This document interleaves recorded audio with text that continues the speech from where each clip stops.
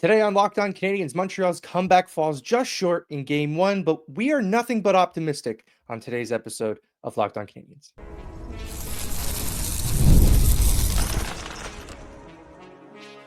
You're Locked On Canadiens, your daily podcast on the Montreal Canadiens, part of the Locked On Podcast Network, your team every day.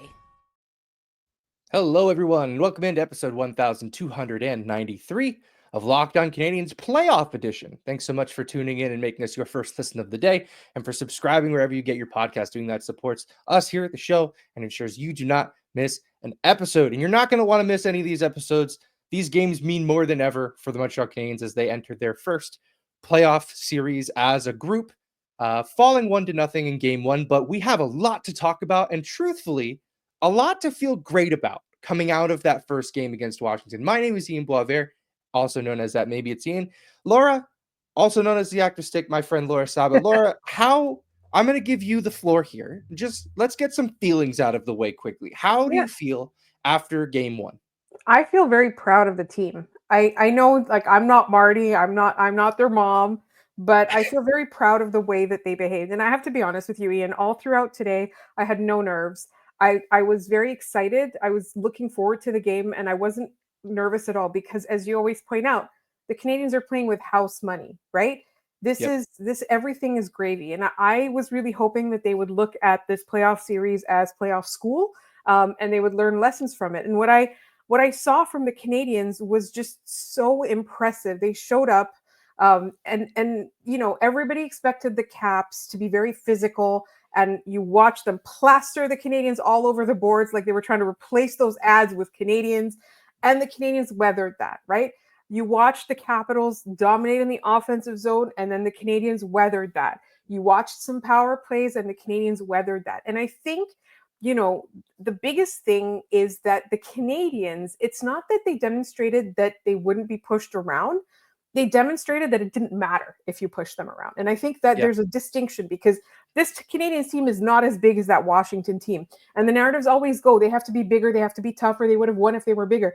The Canadiens showed it didn't matter. And I think, to me, the biggest thing that I took away from this game, not just that they were able to come back, not just that they were able to stay in it, not just that they had to push the top team in the conference to overtime, not all of that, was the biggest thing I'm taking away was when Cole Caufield scored and when Nick Suzuki scored, the celebration was not exuberant. The celebration was very serious. They reminded me of the game faces the previous Canadiens had in Game 7 in Washington in 2010. They showed up to do a job. They didn't show up to have fun. They didn't be like, we're just happy to be included. That's not it. They showed up and they're like, we have a job to do. And the thing is, like, I'm not saying that the Montreal Canadiens are better than Washington. I'm not saying they're stronger, deeper, more experienced, any of that. What I'm saying is that they demonstrated that there's a possibility that they can win the series. And this is something where, if you look even this morning, people were talking about Caps in 3, Caps in 3, Caps are going to sweep. You know what? Don't make predictions like that when you have seen this team do what it did throughout the season with comeback wins and beating teams that they had no business being in the same arena as in. So for me, this game was positive. And I know I've just been rambling. There's one more thing that I do want to point out is that, yes, they were outplayed at points, and yes, that Washington could, but there was never a minute in this game that the Montreal Canadiens didn't give a full effort. And that's something that we talked about costing them games early in the year and even late in the year.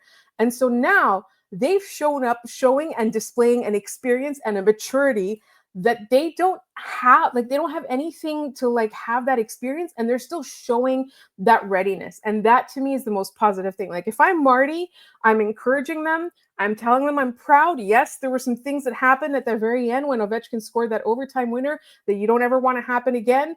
You know, there's definitely moments where there were giveaways, there were mistakes that cost goals, et cetera, et cetera. But overall, that effort, to me, it made me feel the Canadiens not just have a chance, it made me feel like the Canadiens could win this series. And that's not nothing. Even if they don't win it, just giving us that hope, it shows how far they've come from September to now April.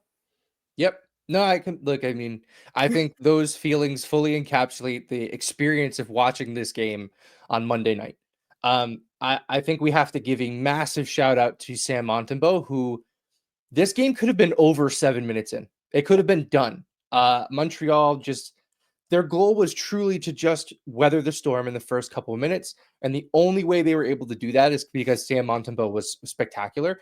That's a guy who throughout the season I've been worried about getting into a situation like this. I am no longer worried. That's not gonna, give up a stinker now and then, but that guy looked dialed in from the start of that game. You could have argued, and I was kind of shocked that Marty didn't challenge the second Washington goal because Anthony Beauvillier touched the puck seemingly with a high stick. The problem there is that it's really difficult to tell. The burden of proof there has to overturn the call on the ice. And because they never have any camera in the right spot, Marty is already risking. Now we're down 2-0, and I'm going to throw them back on the power play after we just saw them score on us in the power play in the first. I get why he doesn't make that call. It would have been nice to see them take that off the board, but I get why he doesn't make that challenge at that point in the game. But Sam Montembeault, full value in this one. They needed him. He was big.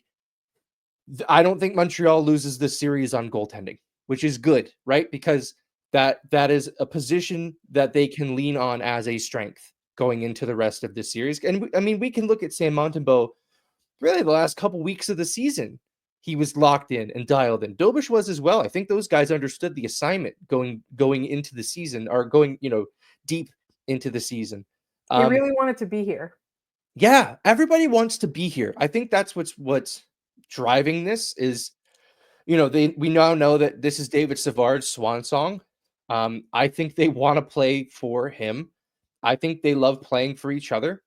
I think, there's a chance that this is the end for Dvorak in Montreal. I think they're playing for that guy. And, I think that the Canadiens gave Washington everything they could handle in this game. The second Cole Caufield scored, that building got nervous in a way that I cannot remember happening in a playoff series that the Canadiens were in recently, right? Like even on that run to the Cup final, it wasn't like the Canadiens scored a goal against somebody and everybody panicked. In this game, the Caufield power play goal goes in, and the building is immediately afraid of what's going to happen, almost like they had seen this movie before. That point on, for the rest of the third period, the Canadiens were the better team. They outshot the Washington Capitals in this game. That's not something Montreal did very much at all this season. And they outshot them. And then, of course, Washington wins it very early into overtime. Let's talk about the play that won the game for Washington. Kaiden Guhle ices the puck. And I know that there are some folks who are upset because the Washington Capital engaged with Patrick Laine and took him out of the play instead of playing the puck. The idea, I think the reason why that doesn't get called is because the Capital wasn't in position to play the puck, so he took the body. I think it's if they're in position to play the puck and they decide to play the body instead, that's when they make that call. But that's not what happened. At any rate, they did not ice the puck into their own net, right? Like the Canadiens have a chance now to win a draw, get possession, get the puck out. They kind of won the draw. They knocked the puck around. But the difficulty there is that, you've got a tired line on the ice and a line that should have no business going up against the Alex Ovechkin line in Demidov, Newhook, and Laine. That's like the last line you want out there against that line. That's the last line you want out there in the defensive zone. It's just correct. It just is. Right. And I think for that reason, I think Kaiden Guhle needs to be a little bit more careful on that clear. I'm not blaming him for it. It's an icing, whatever, because after that play, the Canadiens still had a chance to not lose the game. Yeah. But that's not what happened. So I think in that instance, maybe Guhle can take a couple more strides, get to center, and then chip it in. And again, or defend Ovechkin better. What's that? Or defend Ovechkin better. Yeah, the guy who has scored more goals than anybody else on the history of this planet was left alone in front of the net. That can't happen, right? Like and again, they're learning. This was Kaiden Guhle's first playoff game, right? Like they're still learning how to do this. So he's never going to do that again. No, and maybe we'll watch the next game. Maybe he does take a couple more strides just to make sure he gets the puck in deep, because that's That's so much of what Marty's mantra has been throughout the season. Live to fight another day, right? When you ice the puck, sometimes that is living to fight another day, but is that the best decision he could have made in that moment? I don't know. I'd like to go back and watch it and see if he had another outlet or see if he could have found a couple more strides to get to center. Those are the decisions that are going to decide NHL playoff games. And I think the Canadiens learned in this game that the margin for error is razor thin. And that's a testament to how well they played in that game. That kind of mistake is what cost them, instead of, a turnover in the first period that started off a 3-goal, blitz by Washington. No, it was an icing in overtime. That's a great situation for this young team to be in. And they didn't melt down at all at any point in that game. I did not see a meltdown. Like, even that play that won the game, right? Like, it was a lapse and a momentary judgment where a couple of things went wrong. It wasn't a massive meltdown. No, absolutely. Absolutely. All right, look, we've got you covered for this game. We're going to keep talking about game 1 and our feelings on it, and look ahead to game 2. And maybe is it time to get one Arber Xhekaj back in the lineup? And we'll talk about that in just a moment. Are you looking for a snack that's both delicious and nutritious? Crack into a good source of protein with Wonderful Pistachios. Wonderful Pistachios is one of the highest protein nuts. Each 1-ounce serving has 6 grams of protein, giving you over 10% of your daily value. Plus, they're packed with fiber and better for you unsaturated fats to help you keep you feeling fuller longer. Personally, I love the no shells variety. It's the perfect grab and go snack, whether I'm on the road or at my desk. I'm always reaching for them when I need a quick protein boost. I especially like the different varieties of no shell. The sea salt and vinegar are my very favorite, followed by the chili roasted. But if you like cracking into every open shell for that satisfying crunch, do not worry. They have not forgotten about you. The in-shell options are always a classic favorite.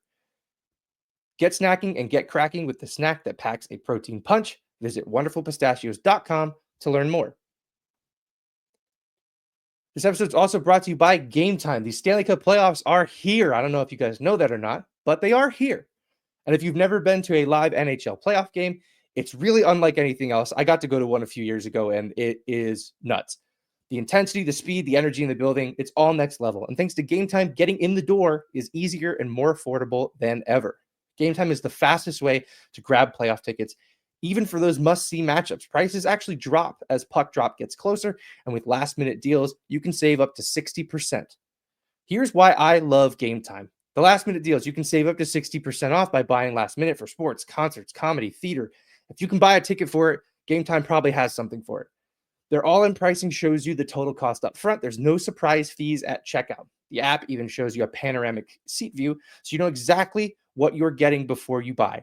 And with Game Time ticket coverage, you know you're protected, whether it's cancellation protection, job loss assurance, or their 24-hour return guarantee.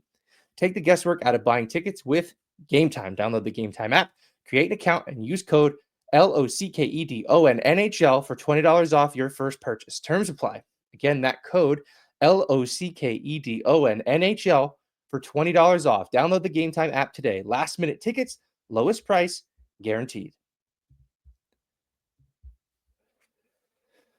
All right, Laura, I don't know that I've ever felt this good about a playoff loss before. It just goes to show where we're at with this team and how, this section's going to be about surprises. I want to start with something that didn't surprise me, and it was the officiating. And I think we all need to remind ourselves that it's going to be bad. Full stop. And I understand we're upset about a lot of the calls that were missed. I get it. So were the Caps fans, to be honest. There were other calls that they were rightfully annoyed about. The power play that gave Washington their first goal was they just decided, you know what? The 8th scrum of the game is too much. We are taking 2 Montreal Canadiens and 1 Washington Capital out of this pile for no good reason. Here's a power play, Washington. It made no sense. And then on that power play, Josh Anderson just slide tackled John Carlson at the blue line. It was baffling. Every Washington fan and every player on that bench and every player on the ice was absolutely right to be furious with that call. And they just decided they don't want to do it. They also decided that you're allowed to hit guys 5 seconds after the puck is gone. And the issue with this that Canadiens fans are getting indignant about it. And it's like, hey, you can do that too. Josh Anderson, finish your check late. You know they're not calling it. Finish your check late. Yeah, This is what these dirtbag teams do, and that's why they win. The Florida Panthers win because they do dirtbag stuff like that. The Tampa Bay Lightning invented dirtbag stuff like that. Yes, they should call it the Kucherov. Like, that's what it is. And I say that with me fully despising these players and teams, but also out of respect and admiration that they figured out how to do it. How to get away with it too. As long as you're not like literally, if you elbow a guy in the head, they're going to start calling it. Yeah. As long as you're not doing that, finish your check a couple of seconds late because everyone else is doing it. Why can't we? Right. And if you want to look at an example of a team that did it poorly, go watch Battle of Ontario Game 1. Ottawa just was running around like lunatics in that game. No poise whatsoever. I thought the Canadiens showed a lot more poise in this game, and maybe that's where we'll start with some of our surprising players, is the poise that they showed across the board. I want to start with maybe a guy that I'm not totally surprised played this well, but I guess given the circumstances, I'm pretty surprised. Yoel Armia was a monster down low. Oh, absolutely. There were so many moments where I was just giggling watching him just like put his arm up and over a guy to get around him. Just, I think John Carlson is just thrilled the night is over because he doesn't have to deal with Yoel Armia anymore. He was just in front of the net. Quiet this game. Like John Carlson was really quiet. And I think that goes like that's a testament to the fourth line. Yeah, fourth line did great to get the puck in deep. I think one thing that's going to help the Canadiens is that Logan Thompson will play the puck sometimes, but he's not like a Jordan Binnington who's going out of his net every time the puck comes around the back of the boards. I think that's going to help Montreal because goalies that do that really stymie the Canadiens' forecheck. Thompson can do it from time to time, but I thought as the game went on, the Canadiens' forecheck got more confident and more effective because I think they just realized like how to do it against this team. That's only going to improve as the series goes on if Washington doesn't find a way to adjust. Yeah, I absolutely agree. And that's what I was thinking just before we went to break was the Canadiens have a lot of room to improve and adjust. But if this is the best the Caps have got, I mean, they're going to be in trouble because to me, they did come out and make a statement. It's not like they held back at all. I didn't see the Capitals hold back at all. I saw them gave it their all, and the Canadiens were still able to adjust in the second period and the third period, for example. So, I think that's a positive. I also did want to say that I was quite impressed with Lane Hutson. He's currently, as we're recording this, beating himself up over the 2 checks that he missed. But he looked like such a grown-up, and he got targeted. I mean, and why wouldn't you target a guy like that, right? Like he's the architect of a lot of their great plays over the course of the season. And so I thought he displayed no nerves. He displayed he didn't lose his head at all. Like I was surprised by it because I thought that there would be some nerves there. I thought there would be some jitteriness, some trying to do too much. Yeah. And look, I think he's going to have a target on his back the rest of his career, especially in the playoffs, because they know that a lot of the Canadiens offense starts with number 48. Yeah. They're going to be going after him. That's just how this is going to be. And I think he's already proven that he's pretty good at avoiding that contact. Yeah. There are sometimes he takes hits, don't get me wrong, but a lot of times he is finding ways to embrace that contact early in the collision and, buy himself some space. Sometimes he'll just kind of invite that contact just to sort of bounce off that player and get to the puck sooner. He's again, the thing that the big knock against Lane Hutson throughout his entire, playing career, going back to when he was, playing amateur, is that he's just not big. And while that can be used as a knock against a player, it's also created a skill set for Lane Hutson where he knows that he's not big and he's always had to learn how to play small. He's always had to be able to play with the frame that he has. So he's learned how to do that. The guy I always remember is David Desharnais. He was always small and it almost never mattered for him, especially, in those playoff series that we would watch with him against Boston, where he would be going in against Zdeno Chara and just getting under his hands because there's nothing you can do if I'm down here. I'm the sky's the limit for that kid. And I thought kind of early on he was a little quiet. And then, 2 assists later in the third period, not a big deal. It's so funny. You'd be like, oh, Lane Hutson had a quiet night. And you look at the score sheet and he had points on both goals. It's just, that's like the Lane Hutson special. Pretty much. Anything else surprise you in this one? Yeah, like quite a few things, and not to be mean to Montembeault, but that did surprise me a little bit, Yeah. just because we started to criticize him a little bit about a month ago, about some of the softer ones that he was allowing, and how like other teams had been able to figure him out, and so I think he's done a really good job. I also did want to mention that Alex Newhook, like yes, he's not on the scoreboard, and he's part of that line that is kind of a black hole defensively, but watching him carry the puck into the zone was a joy. Honestly, like it really, and I know we're going to talk about defense in the third, and we are going to bring up Mike Matheson, but like Alex Newhook did all of the things that you keep hoping that they do, carrying the puck out of the zone where possible, like speeding up through the neutral zone, bringing the puck in, and like being patient and feeding his line mates. Like I really liked his play. It's not something that we haven't mentioned before with Alex Newhook. It's just it was nice to see that in the playoffs, like he kept it up.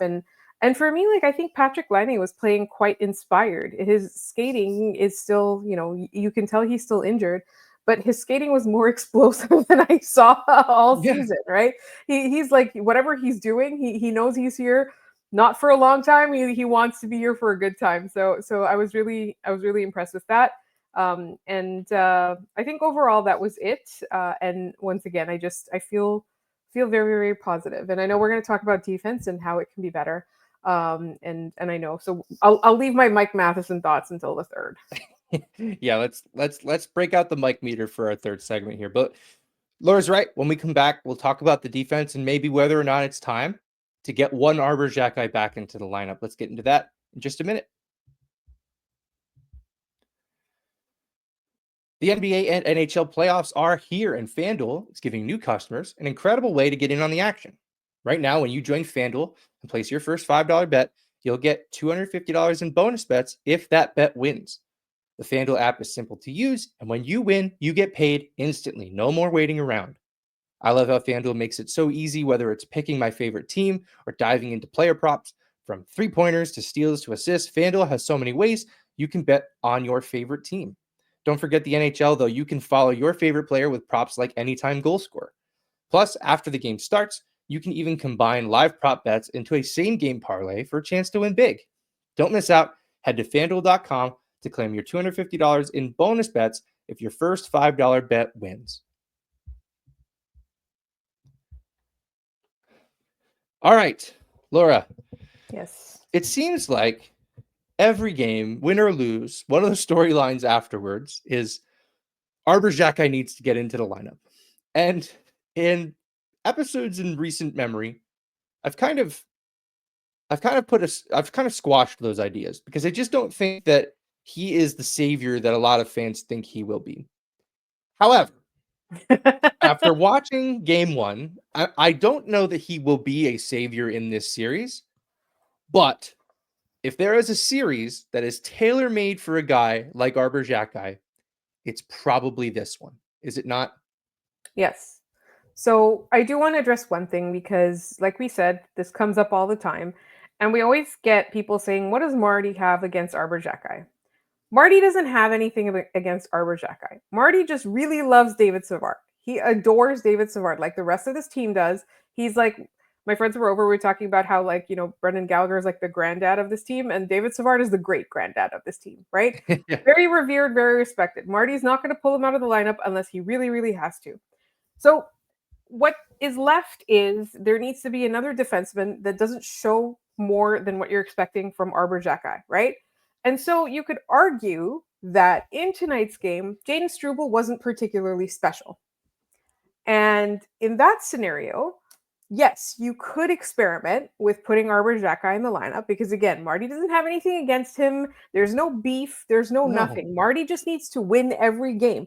And when he's looking at a roster that he thinks can win him the game, he's not going to mess with it, right? So if he's looking at this roster and he feels the inkling that there should be some tinkering done, I think Arber Xhekaj is well placed to draw back into the lineup, but also he needs to make sure that he's the Arber Xhekaj that we saw that played tough, but not dirty, that did not get caught up in fights, but was rather being defensive and hitting and drawing penalties. Like that's the Arber Xhekaj you want.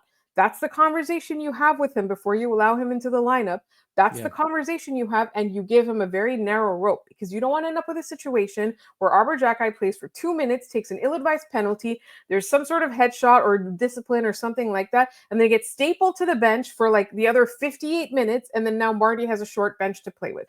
That's what you want to avoid. So yes, there is room for Arber Xhekaj to draw into the lineup. He's not just a face puncher, but he needs to behave like the version of him that exists, is effective, and is good. He needs to behave like the non-face puncher Arber Xhekaj. And like, I'm all for it. If Marty feels like tinkering, I think that's what he would do. Yeah, I think that's the most likely change if we're going to see a change before game 2. That third pairing of Struble and Savard was not good at 5-on-5. They controlled just 27% of the expected goals while they were on the ice. That's really bad. Like, and I think it's easy to say that, well, they're the third pair on the road in a playoff series. They got hard matched. Yeah, sure.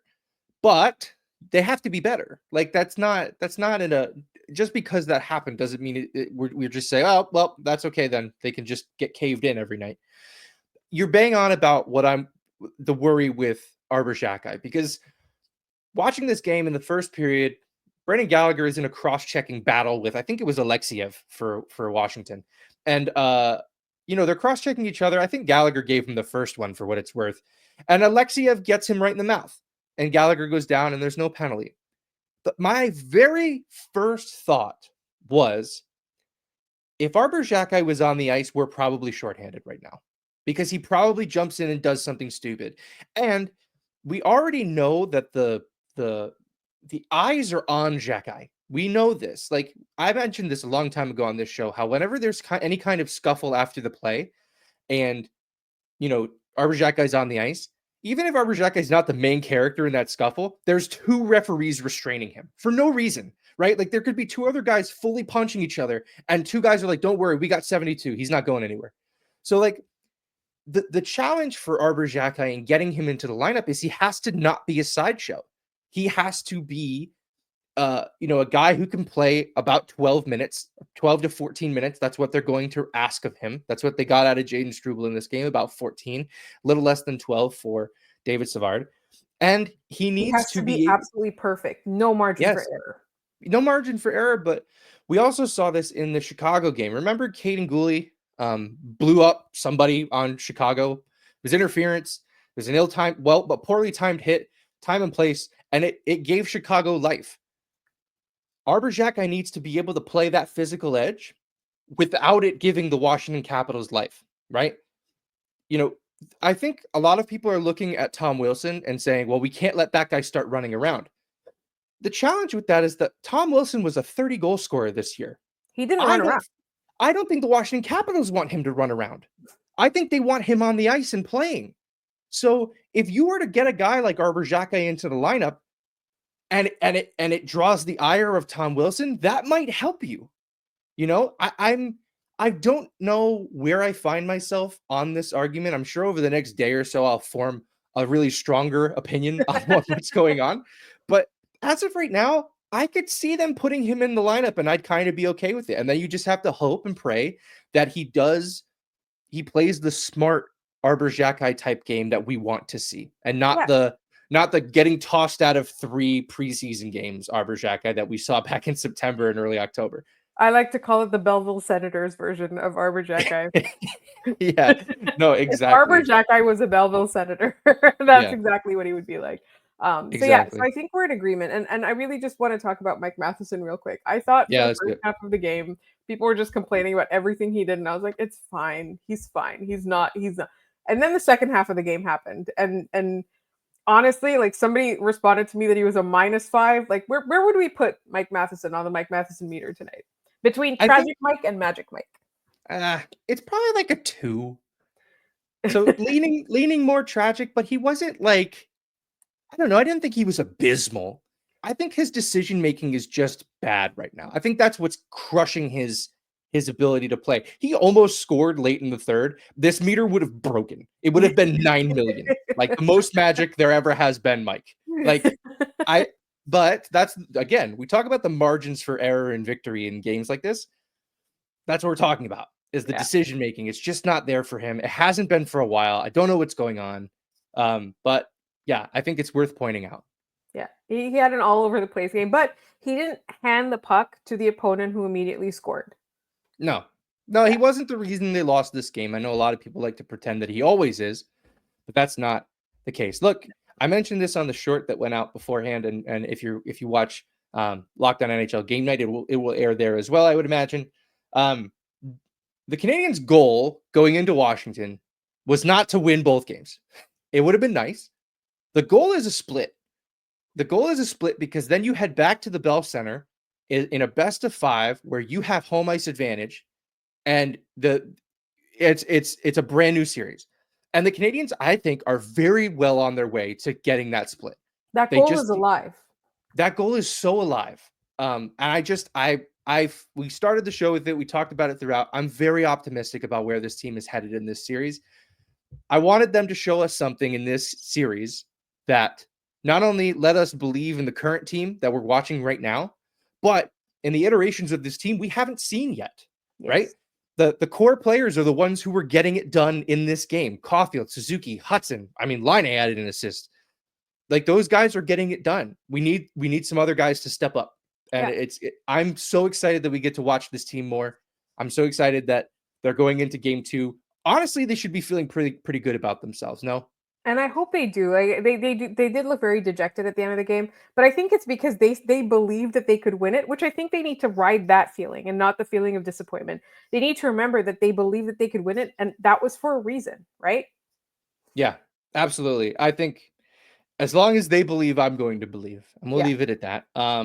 We'll break down more of game 1 and heading into game 2 in tomorrow's episode. So stick with us as we deal with the off days of the Stanley Cup playoffs as everybody else does. Let's do our trivia and head out of here. Last question from last week was, how many teams currently in the East have the Canadiens never played in the playoffs? Do you remember the answer to this one, Laura? Yes, Florida and Columbus. Correct. Those are the teams. So 2. There's only 2 teams in the East the Canadiens have never played. They won't be able to play Columbus on this run if Montreal were to continue. They might play Florida, but it would have to take it to the conference finals. So we'll probably have to wait for both of those, if I had to imagine. The correct answers came from Victoria, Super Rain, and my cousin Dolores. So thank you, Dolores, for playing along, and for the kind words you added in the comment as well. All right, let's do today's question. Lane Hutson became the 3rd youngest defenseman in Montreal Canadiens history to record a point in his first NHL playoff game. Who were the 2 younger defensemen to record a point in their playoff debuts? So the 2 players that were younger than Lane Hutson was on Monday when they scored their first NHL playoff point in their first NHL playoff games. You have the answer? Put it in the comments down below. We will shout you out on the next episode of the show. And that is going to do it for us today on this overtime episode of Locked On Canadiens. Thanks so much for tuning in, for making us your first listen of the day. For your second listen, head over to the all-new Locked On NHL Game Night. Every game, every night, until a Stanley Cup champion is crowned. Get local analysis on a national scale. Find NHL Game Night on Locked On NHL or on YouTube, wherever you listen to your podcast. As I mentioned, you'll probably see us on that show on the nights where the Canadiens play. We send in a short, so if you want to see us there as well and have another opinion on the Habs, you can go check them out. We're also on Amazon Fire TV, on your free Fire TV channels app. Click the Montreal Canadiens logo in the hockey section, and you can watch all of our episodes there as well. We are Locked On Canadiens just about everywhere you can find social posts: Blue Sky, TikTok, Instagram, posting pretty regularly across those 3 platforms. You can find me at Maybe It's Ian. You can find Laura at The Actor Stick. Thanks so much for tuning in, and we'll see you guys tomorrow.